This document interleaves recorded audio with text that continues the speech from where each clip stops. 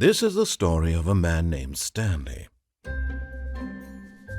Stanley worked for a company in a big building where he was employee number 427.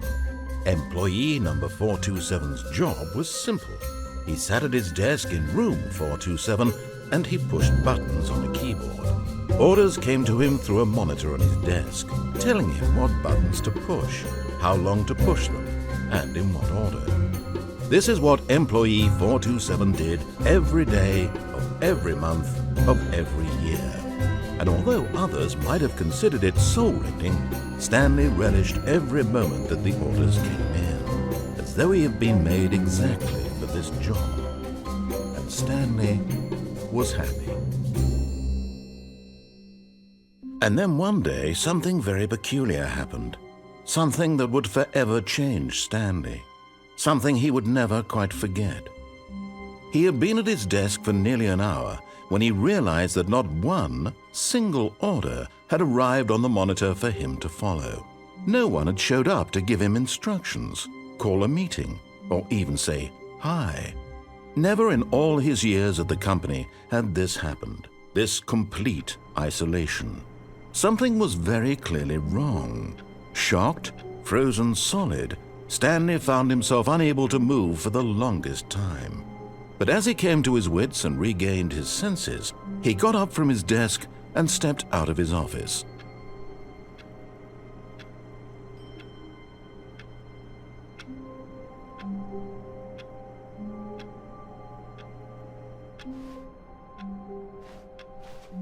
All of his co-workers were gone.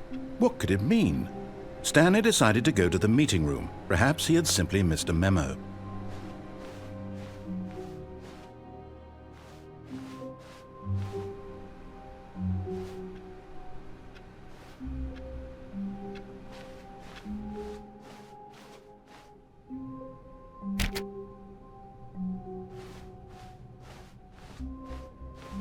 When Stanley came to a set of 2 open doors, he entered the door on his left.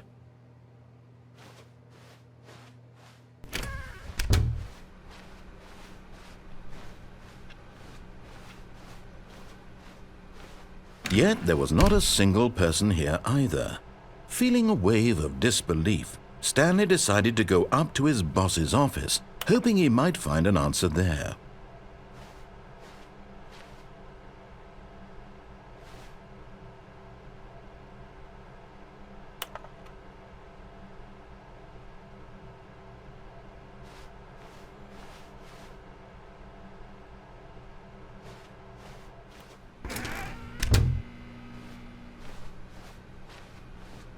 Coming to a staircase, Stanley walked upstairs to his boss's office.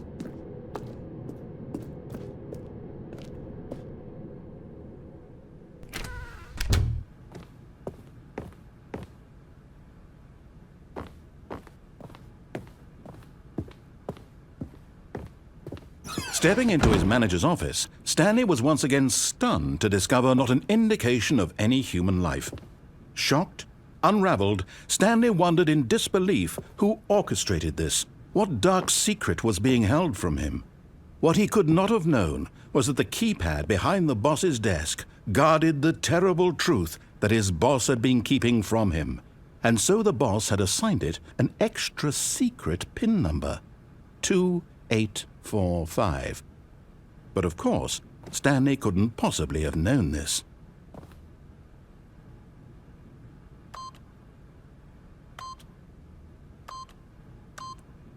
Yet incredibly, by simply pushing random buttons on the keypad, Stanley happened to input the correct code by sheer luck. Amazing! He stepped into the newly opened passageway.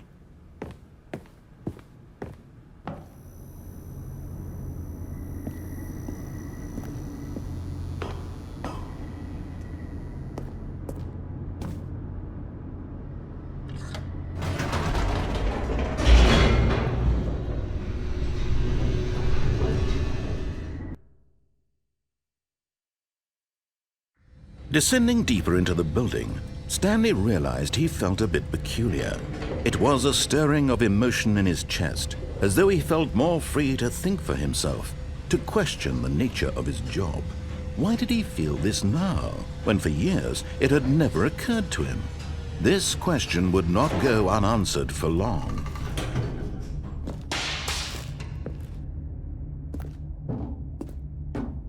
Stanley walked straight ahead through the large door that read Mind Control Facility.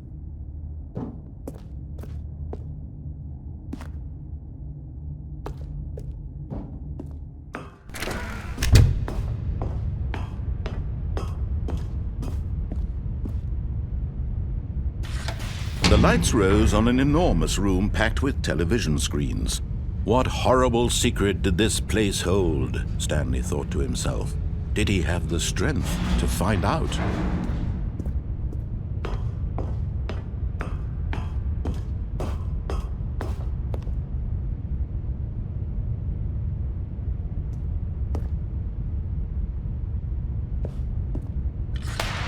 Now the monitors jumped to life, their true nature revealed. Each bore the number of an employee in the building, Stanley's co-workers. The lives of so many individuals reduced to images on a screen, and Stanley, one of them, eternally monitored in this place where freedom meant nothing.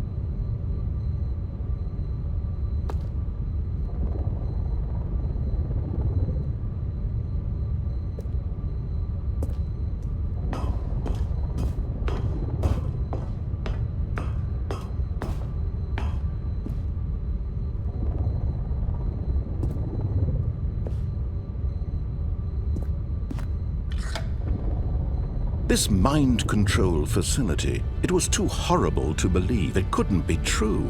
Had Stanley really been under someone's control all this time?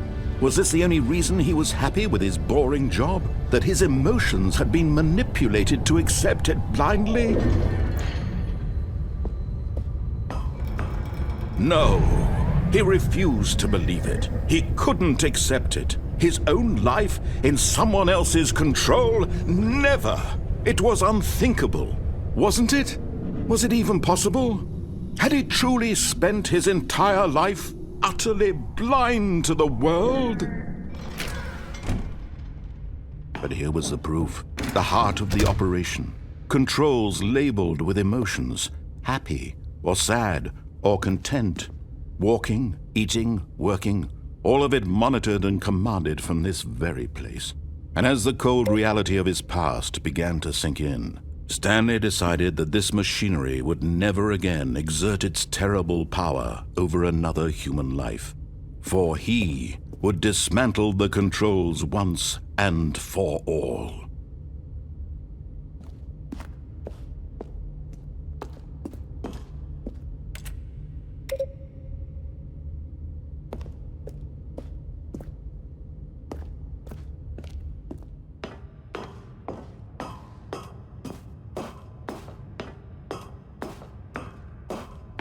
And when at last he found the source of the room's power, he knew it was his duty, his obligation, to put an end to this horrible place and to everything it stood for.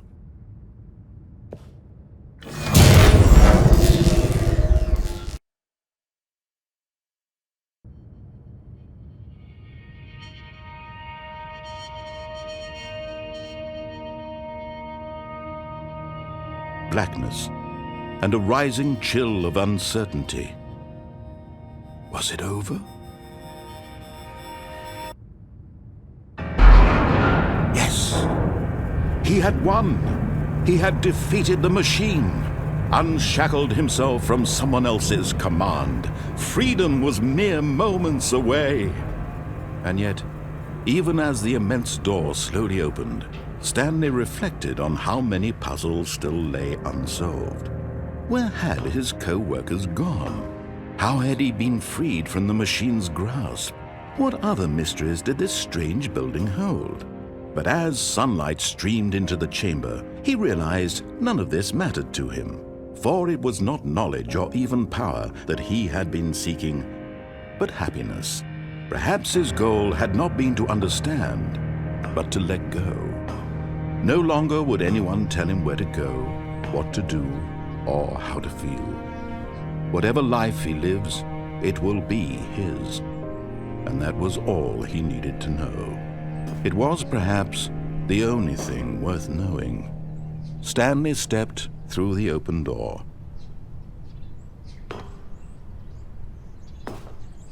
Stanley felt the cool breeze upon his skin, the feeling of liberation, the immense possibility of the new path before him. This was exactly the way, right now, that things were meant to happen. And Stanley was happy.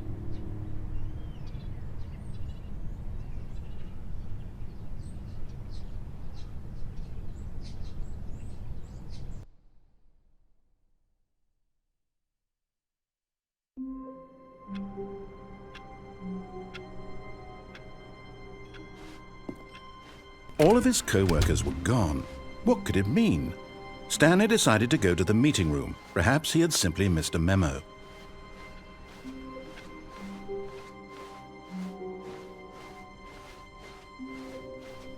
When Stanley came to a set of 2 open doors, he entered the door on his left.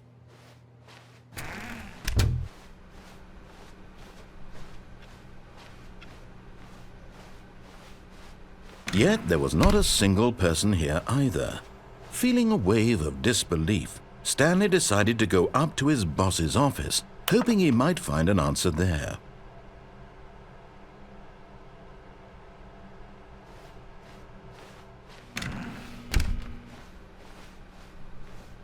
Coming to a staircase, Stanley walked upstairs to his boss's office.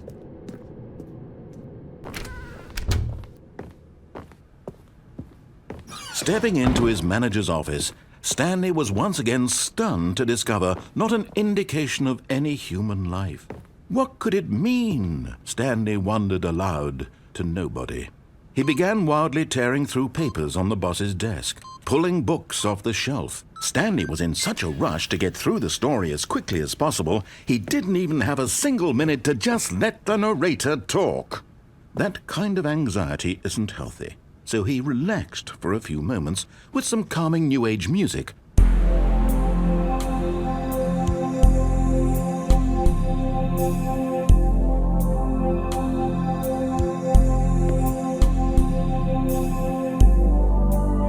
Feeling soothed and rejuvenated, Stanley calmly walked forward into the opened passageway.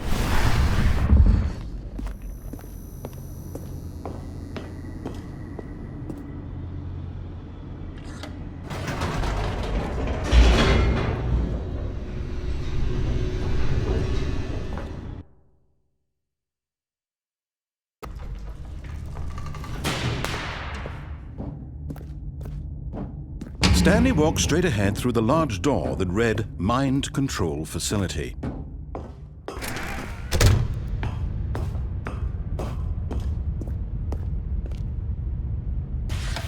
The lights rose on an enormous room packed with television screens. What horrible secret did this place hold? Stanley thought to himself. Did he have the strength to find out?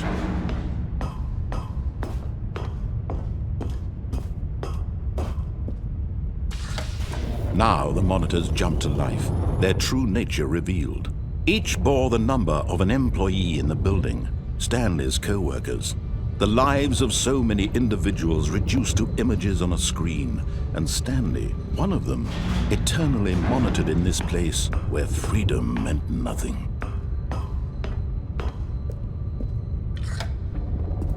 This mind control facility, it was too horrible to believe. It couldn't be true. Had Stanley really been under someone's control all this time? Was this the only reason he was happy with his boring job? That his emotions had been manipulated to accept it blindly? No, he refused to believe it. He couldn't accept it. His own life in someone else's control? Never! It was unthinkable, wasn't it? Was it even possible? Had he truly spent his entire life utterly blind to the world? But here was the proof, the heart of the operation. Controls labeled with emotions, happy or sad or content. Walking, eating, working, all of it monitored and commanded from this very place. And as the cold reality of his past began to sink in, Stanley decided that this machinery would never... Oh, Stanley, you didn't just activate the controls, did you? After they kept you enslaved all these years, you go and you try to take control of the machine for yourself. Is that what you wanted? Control? Oh, Stanley, I applaud your effort, I really do. But you need to understand, there's only so much that machine can do. You were supposed to let it go, turn the controls off, and leave. If you want to throw my story off track, you're going to have to do much better than that. I'm afraid you don't have nearly the power you think you do. For example, and I believe you'll find this pertinent, Stanley suddenly realized he had just initiated the network's emergency detonation system. In the event that this machine is activated without proper DNA identification, nuclear detonators are said to explode, eliminating the entire complex. How long until detonation then? Let's say, 2 minutes. Now this is making things a little more fun, isn't it, Stanley? It's your time to shine. You are the star. It's your story now. Shape it to your heart's desires. Oh, this is much better than what I had in mind. What a shame we have so little time left to enjoy it. Mere moments until the bomb goes off. But what precious moments each one of them is. More time to talk about you, about me, where we're going. What all this means, I barely know where to start. What's that? You'd like to know where your co-workers are? A moment of solace before you're obliterated? All right, I'm in a good mood. You're gonna die anyway. I'll tell you exactly what happened to them. I erased them. I turned off the machine. I set you free. Of course, that was merely in this instance of the story. Sometimes when I tell it, I simply let you sit there in your office forever, pushing buttons endlessly and then dying alone. Other times, I let the office sink into the ground, swallowing everyone inside, or I let it burn to a crisp. I have to say this, though, this version of events has been rather amusing.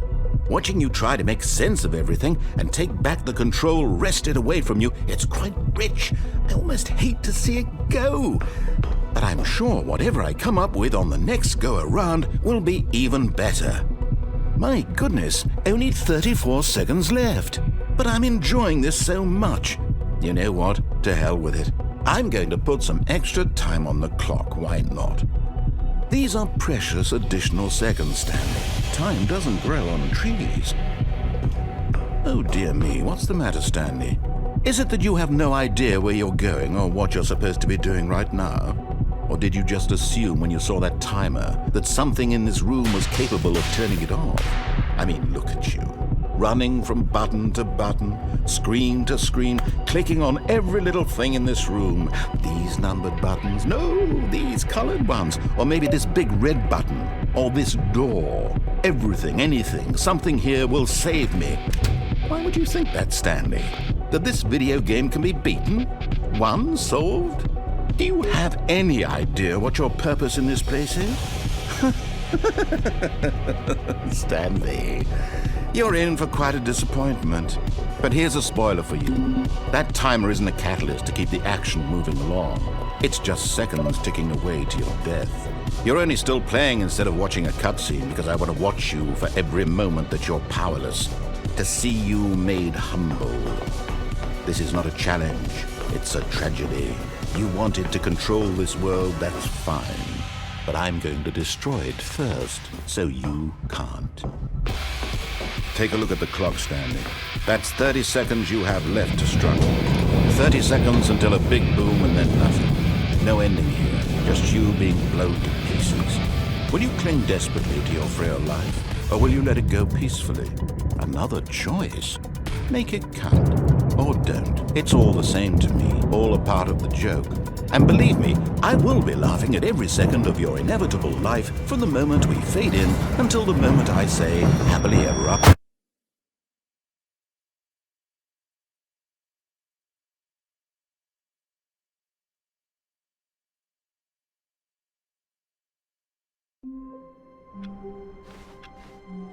All of his co-workers were gone. What could it mean? Stanley decided to go to the meeting room. Perhaps he had simply missed a memo.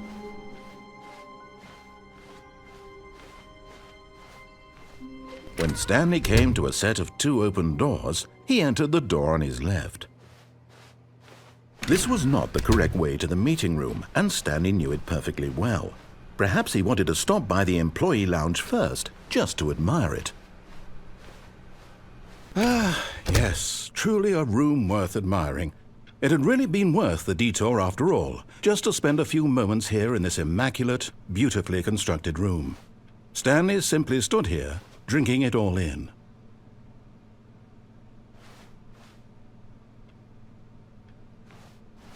But eager to get back to business, Stanley took the first open door on his left. Stanley was so bad at following directions, it's incredible he wasn't fired years ago.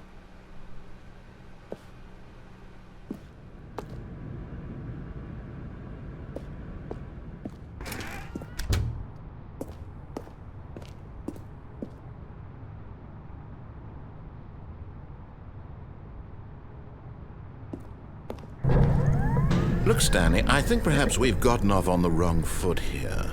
I'm not your enemy, really, I'm not. I realize that investing your trust in someone else can be difficult, but the fact is that the story has been about nothing but you all this time. There's someone you've been neglecting, Stanley. Someone you've forgotten about. Please, stop trying to make every decision by yourself. Now, I'm not asking for me, I'm asking for... This is it, Stanley. Your chance to redeem yourself. To put your work aside. To let her back into your life. She's been waiting.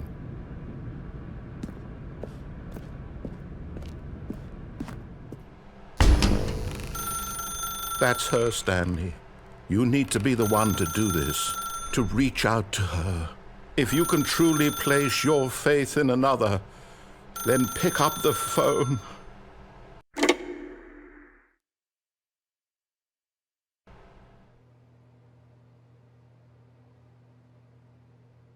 Oh, Stanley, is that you? Hold on, sweetie. Sorry to keep you waiting. I'm just pulling the bread out of the oven. All right. Okay, there we go. All right, now, I want you to come in and tell me all about your day. Gotcha. Oh, come on. Did you actually think you had a loving wife who'd want to commit their life to you? I'm trying to make a point here, Stanley. I'm trying to get you to see something. Come inside. Let me show you what's really going on here.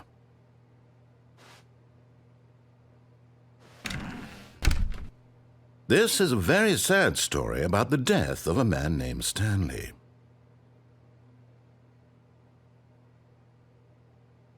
Stanley is quite a boring fellow. He has a job that demands nothing of him, and every button that he pushes is a reminder of the inconsequential nature of his existence. Look at him there, pushing buttons, doing exactly what he's told to do. Now he's pushing a button. Now he's eating lunch. Now he's going home. Now he's coming back to work. One might even feel sorry for him, except that he's chosen this life.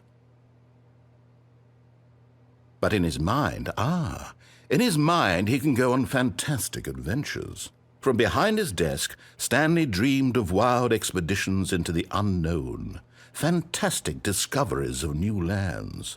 It was wonderful. And each day that he returned to work was a reminder that none of it would ever happen to him.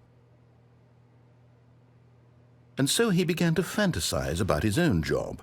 First, he imagined that one day while at work, he stepped up from his desk to realize that all of his co-workers, his boss, everyone in the building had suddenly vanished off the face of the earth. The thought excited him terribly. So he went further. He imagined that he came to 2 open doors and that he could go through either. At last, choice. It barely even mattered what lay behind each door. The mere thought that his decisions would mean something was almost too wonderful to behold.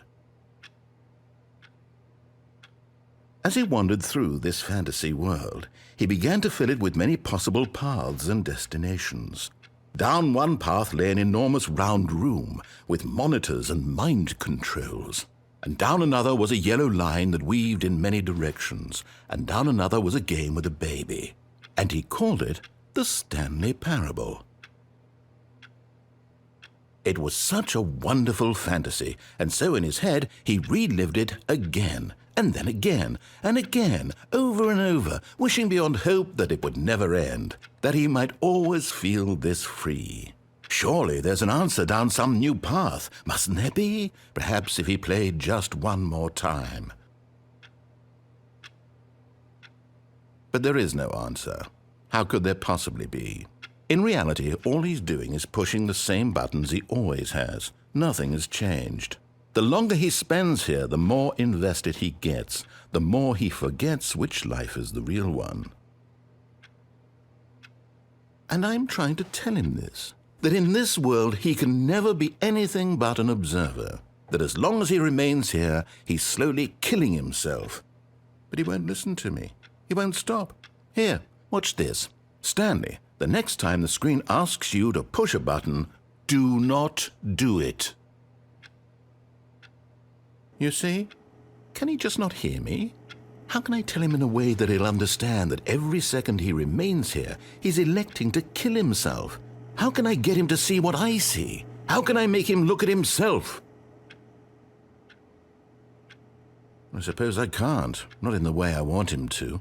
But I don't make the rules. I simply play to my intended purpose, the same as Stanley.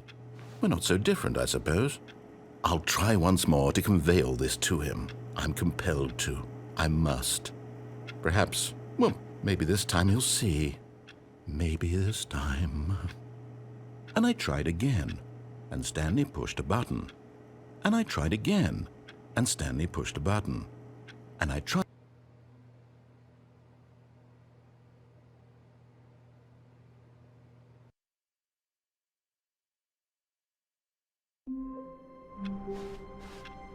Just a step through this door, Stanley thought to himself, that's all I need.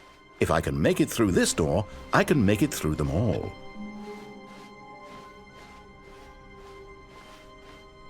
When Stanley came to a set of two open, this was not the correct way to the meeting room, and Stanley knew it perfectly well. Perhaps he wanted to stop by the employee lounge first, just to admire it. Wow, yes, this room. But eager to get back to business, Stanley took the first open door on his left. And so he detoured through the maintenance section, walked straight ahead to the opposite door, and got back on track.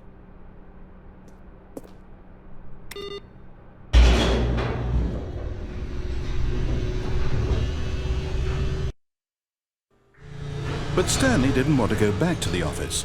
He wanted to wander about and get even further off track. So now in order to get back, he needed to go, from here it's, left. Oh, no, it's to the right, my mistake. No, not the right. Why would I have ever said it was to the right? What was I thinking? It's clearly... Oh dear, would you hold on for a minute, please? Now, let's see. We went down right, left, down, left, right. Yep, okay, yes. I've got it now. This story is absolutely, definitely this way.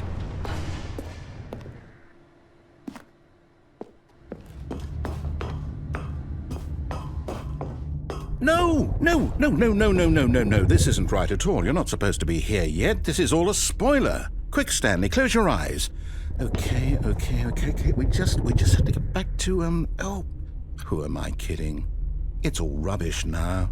The whole story completely unusable. How about, rather than waste my time trying to salvage this nonsense, we'll just restart the game from the beginning. And this time, suppose we don't wander so far off track, Okay, from the top. All of his co-workers were gone. What could it mean? Stanley decided to go to the meeting room. Perhaps he had simply missed a memo.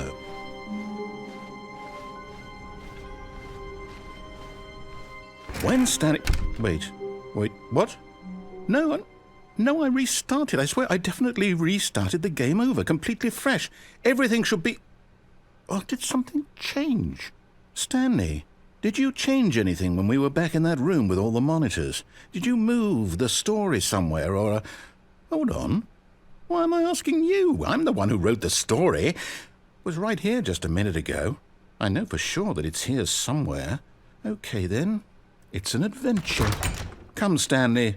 Let's find the story.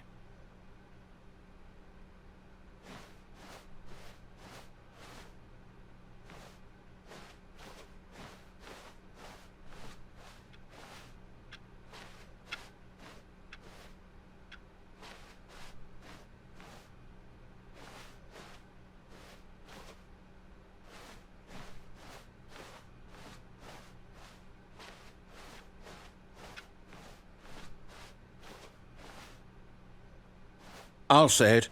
This is the worst adventure I've ever been on. I can promise you there definitely was a story here before. Do we need to restart the game again? Well, I find it unlikely that we'll ever progress by starting over and over again, but it's got to be better than this. Okay, let's give it a shot. Why not?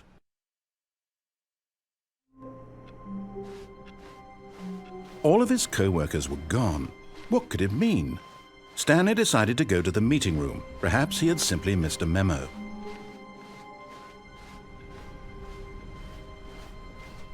Okay, yep, it's worse. I might be remembering this wrong. It's possible the story is back where we just came from. Why don't we go back the other direction and see if we missed anything?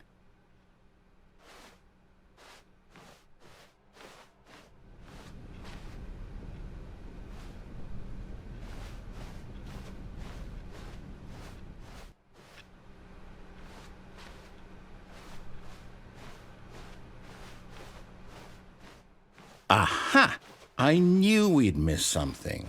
The story. Here it comes. No, wait. Never mind. Not the story. Okay, let's head back the other way and retrace our steps.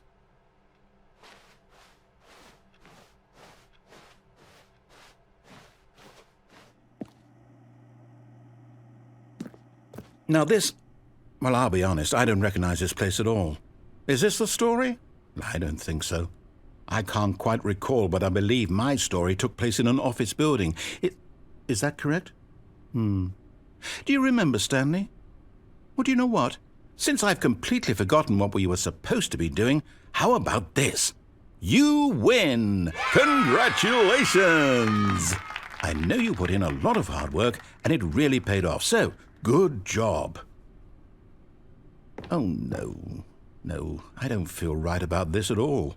We both know you didn't put in any actual work for that win. Some people win fair and square, and this was not one of those situations.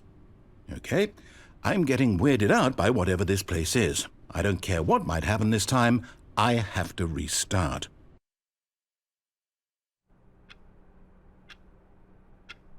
All right, I've got a solution. This time, to make sure we don't get lost, I've employed the help of the Stanley Parable Adventure Line. Just follow the line. How simple is that?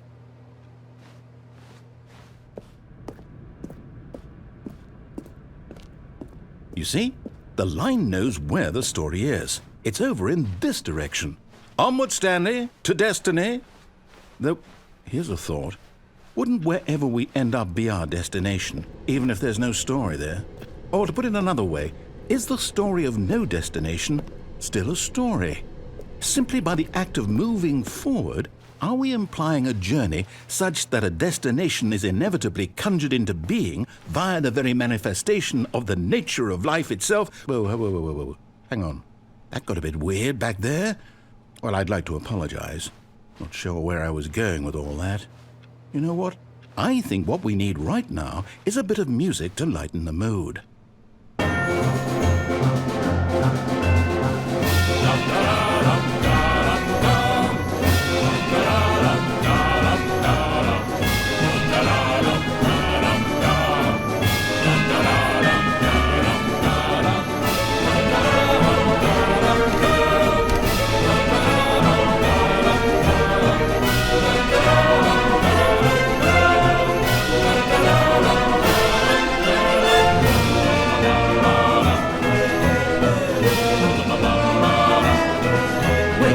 cut the music, go back and look at that fern.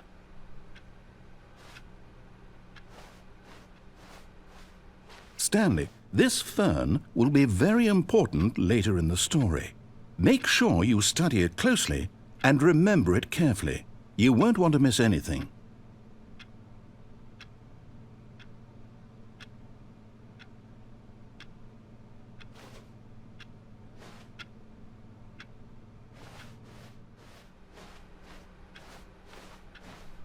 Wait, what? We're back at the office? No. Line, you do know we're looking for the Stanley Parable, right? The story? Is any of this ringing a bell? Oh, no, not again. Line, how could you have done this to us? And after we trusted you, after everything we've been through, you... Oh, I can't take this anymore. To hell with it. Restart.